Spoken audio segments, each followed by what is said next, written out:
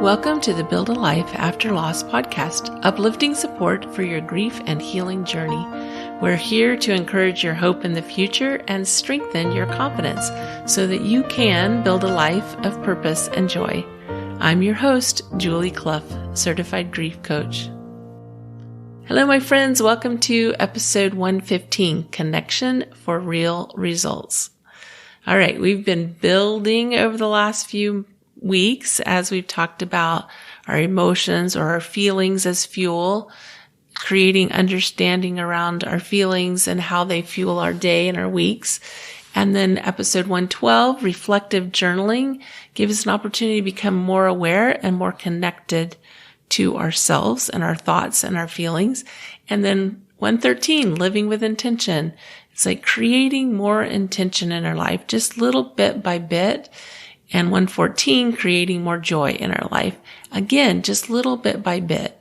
And today we're going to talk about the connection. We're going to put some of the pieces together here. We're going to talk about connection for real results. Because our higher self, like you've probably heard people talk about the higher self, what would our higher self do? And our higher self, sometimes we call it the spirit, but there's a connection. There's a mind, body, spirit connection. And our higher self communicates to our mind and our body. And if we're not paying attention, we don't even notice this communication. We're not aware of it. And this discussion is going to be spiritual in nature, but you don't have to have a specific spiritual practice or a specific spiritual belief system for this understanding to be helpful to you. So I just want to say that right up front. Grief can separate us from our higher self if we're not cautious and aware. Because again, grief is a contracting emotion. Negative emotions are contracting emotion. And it's not that grief isn't normal and natural, and it's not that I'm saying don't grieve. Actually just the opposite. It's necessary for us to grieve in order to release the pain of grief. But it's in the expansion feelings. It's in the love, the joy, the peace that we feel the connection with our spirit. And hearing this might be discouraging, but I don't want it to be discouraging because it's a slow process of releasing grief. Sometimes it's imperceptible. That's why I really, really teach getting involved, because as you get involved in your grief, as you learn, as you grow, as you become educated, as you become aware, as you actively allow grief, but also actively involve all emotions. What happens too often in our grief, because it is a contracted emotion, is that when we feel those moments of joy, of peace, of enlightenment, of love, you might be tempted to resist or reject those expanded emotions. And you're saying to yourself, why would anybody do that? It doesn't make any sense. But it is definitely a part of the experience. I certainly experienced that in my own grief process, where when I did feel those moments of enlightenment, when I did feel those moments of joy, I rejected them because in my mind, I thought, how can I feel joy in this moment? How can I feel peace in this moment when this horrible thing has happened? And it was as if my mind was telling me that I had to stay in grief 24/7. And when we allow grief, when we allow the pain, when we allow our emotions, we allow all the emotions. And we don't reject those moments of enlightenment. We don't reject those moments of peace and joy. We actually pay attention to those moments and we expand on those moments. Because letting go of grief, like I said, it's a slow process. We can do things.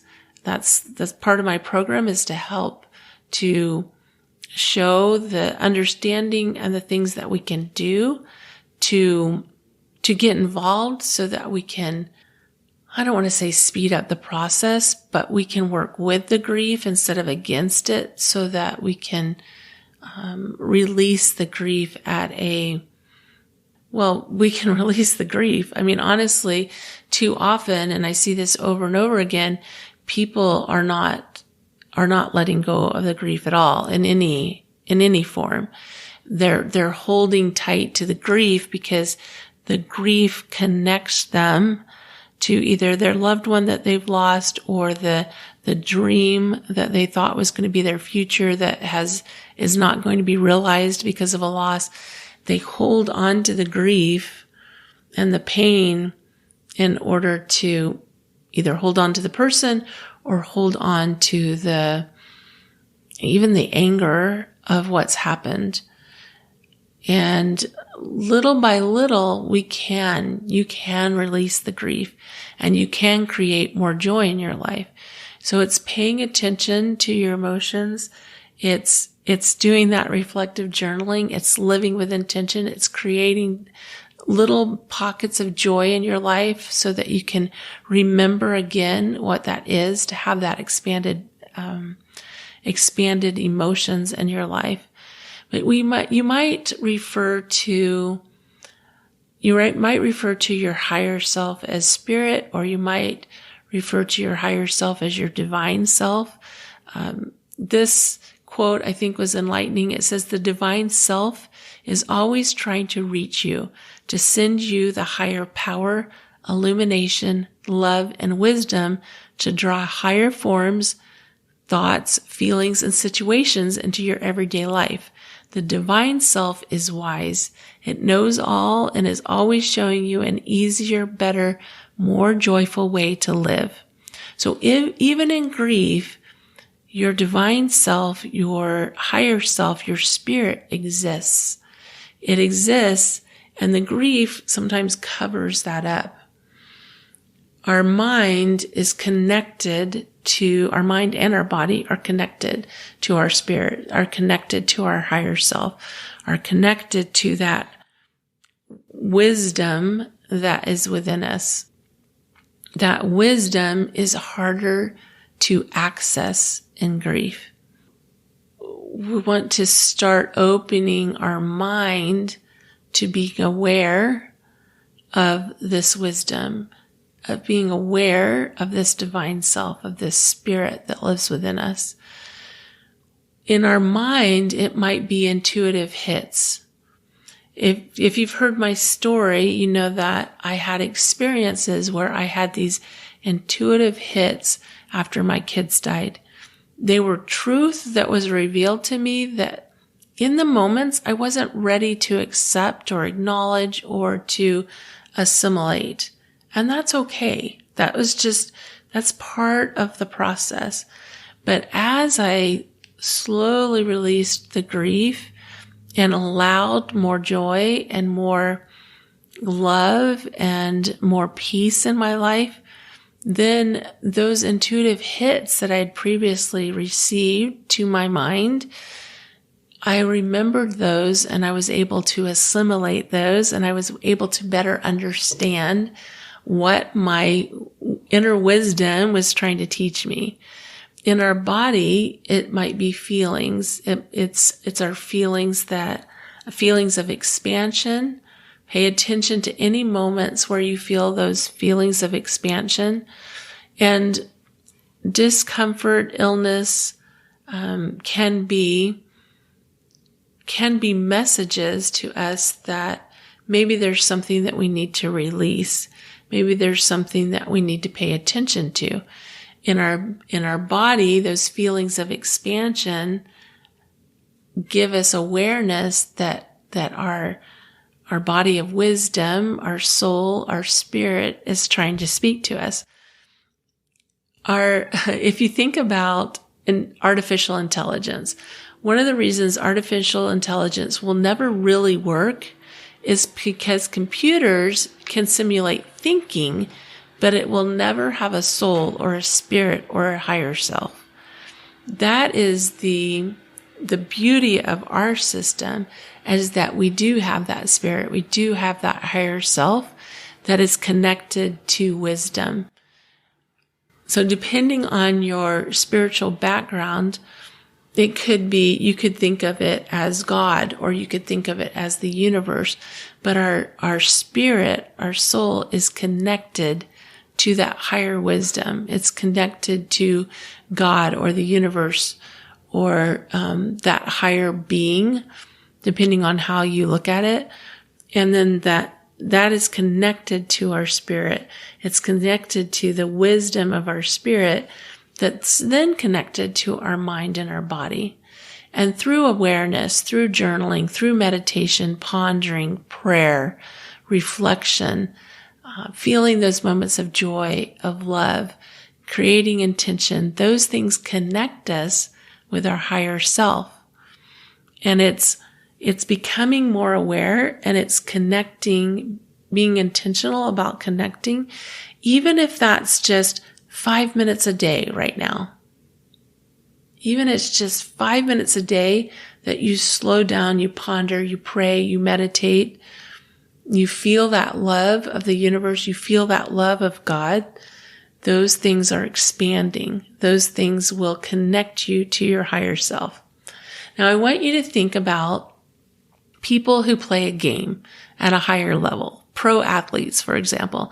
They understand the game far better than those who don't. Even if we look at the Super Bowl, the people playing the game understand the game a whole lot better than the people that are watching the game.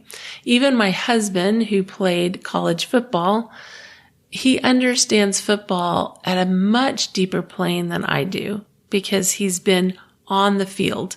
He's been in the middle of the game. People who understand the mechanics of a car understand it far better than those of us who just drive a car. I don't understand the mechanics of a car. So I don't understand it the same as someone who is involved in the mechanics, who have studied the mechanics. And so my experience driving a car is way different. I played tennis for a while. I played competitive tennis as an adult. And, I didn't play on the pro level. Obviously, those that played on the pro level understand the game far better than I do. But as I played the game competitively, I understood the game at a much higher level than I did when I was just an observer of the game. When I always loved the game. I always loved watching it. But having played it, I understand it at a far greater level. The reason I mention this is that our mind is separate from our higher self or our spirit. The mind is a tool, and you can become an expert on your mind and your thoughts, which are creating your results. And you can continue to, so you have a choice. So you can get involved, and you can start understanding your mind and how it works with your spirit, and how your thoughts create your results, or you can continue to allow your mind and your thoughts to be the boss of you. Like that's how we start to use our mind as a tool. As we start to understand our mind, as we start to understand our thoughts, as we start to understand how our thoughts influence that connection, then we can get involved and we can create the results that we want. And that's why this episode is called Connection for Real Results. So how do we get involved in our mind? How do we get involved in that understanding of that tool? And the first thing is to understand that our mind is separate from our spirit. Our brain is separate from our spirit. Our higher self is separate from our brain. So sometimes our brain offers thoughts that are not helpful. But when we get our higher self involved, we can we can choose. We can start to choose what thoughts we're going to pay attention to, what thoughts we're going to expand on, what experiences and emotions even we're going to create in our life. We get involved. Your higher self wants expression. It wants to teach you. It wants to help you. But if you don't get involved with understanding your mind and your body, if you don't get involved in paying attention, your higher self is left behind closed doors, unable to influence you for good. Your higher self wants you to pay attention to those moments of expansion. Your higher self wants you to pay attention to peace and love and messages of peace and love, of joy. When we're in judgment of ourselves, this is one way that we disconnect. When we're in judgment of ourselves, we disconnect from our higher self. In order to connect to our higher self, it's important that we become curious instead of judgmental. Curiosity is the thing that will help you to stay in connection. It will help you to start to understand your mind as a tool versus as yourself. Your mind is not who you are. I know that's a weird concept, but I think it's really important that we understand that our mind is not who we are, that our spirit, our higher self is truly who we are.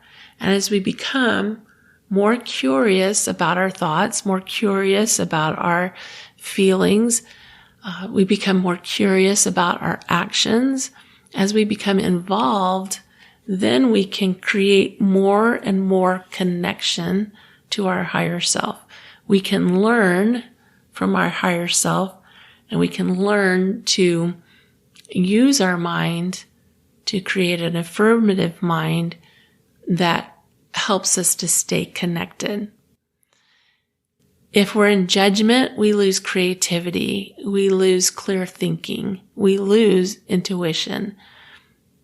Creativity, clear thinking, and intuition is what connects us. That's what connects us. Dan Sullivan, I've quoted him before, he says, we're at our happiest when we use our brain to visualize, achieve, and then measure actual progress we've made. So he's saying use our brain to visualize, achieve, and measure actual progress. Now, this can be super tricky when you're in grief because the progress may not feel like progress. You may feel discouraged. You may feel disappointed that you feel so much grief, that the pain is so real, that it's so tangible, that you feel it so frequently. That is the struggle of grief. It is truly the struggle of grief, is to be in this place of constriction, to be in this place of contracted emotion, and to try to release that and not feel that disappointment, not feel that discouragement. I think, allow the disappointment, allow the discouragement, allow it to move through you, and also allow the joy, allow the love, allow those moments of peace and expand on those moments. This is a very abstract concept that I'm sharing with you. And I know that it's sometimes hard to wrap our head around, but if you just start to ponder on this idea that you are connected to a higher source, and that you are connected to that higher source through your higher self, through your spirit, and then that spirit is trying to communicate to your mind and your body. And just open yourself up to the idea of this and start to see that connection. If you start to become aware of the connection, then you're going to experience it on a higher level. You're going to start to not reject those moments of intuition, but to pay attention to those moments of intuition. You'll start to open your mind to the creativity that exists there just a little more frequently. You'll start to experience more clear thinking just in moments. We don't have to go from 0 to 100. We don't have to go from grief to joy overnight. It just doesn't happen that way. But we do have to open our mind to possibility. So even if you stay in a place of possibility for just a few moments a day and you expand on that, that's going to help you to start connecting. Remember that it's God. It's a higher source connected to your higher self that is trying to share wisdom with your mind and your body. And as we become more aware and as we allow this connection, beautiful, wonderful, marvelous things happen. I promise you, I've experienced it. If you're like most people, grief feels too big, too hard. You just want the pain to stop and you don't know where to begin. I know how you feel because I've been there. I know what it's like to wish I didn't have to get up tomorrow, to carry on, to live life as if nothing has changed. I know what causes you to get stuck and I know the steps to get out. You don't have to do this alone. I will walk beside you.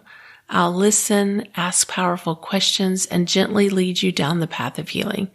I can help, and I'd be honored to be your coach. Schedule your free discovery call today at buildalifeafterloss.com/talk. buildalifeafterloss.com/talk. Let's take the first step together. Remember, I believe in you. Have a fabulous week. Love you. Bye.